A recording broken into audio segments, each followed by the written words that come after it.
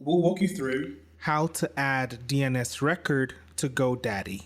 If you find this video helpful, make sure to leave a like and consider subscribing to our channel. So in order to add DNS record to GoDaddy, the first thing you want to do is to go over to GoDaddy.com. Once you're on the website, you want to go over to the top right corner of your screen where your profile is, and click on your profile and go over to My Products.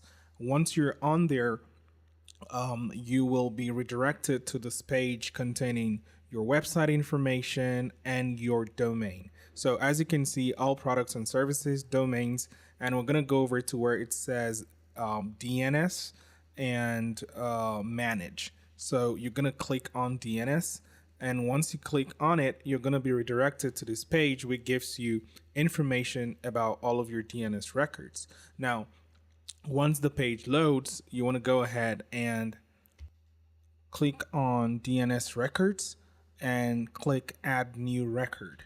Now, a dialog box will display containing information that you need to input.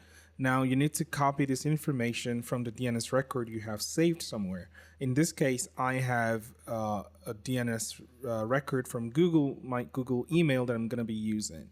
All right, so we have the type, name, value, and priority, and you want to input all of that information on your GoDaddy website. So the first I'm going to start with is the type. The type is MX for Google Workspace Mail. The name would be priority would be 1. Value, I'm just going to go ahead and copy this and paste it right there. And TTL half hour is fine. So depending on what your record is, you're going to have to input in here differently. And once you're done, you click on save, and automatically your DNS record will be updated. Let me know in the comments if this video helped you.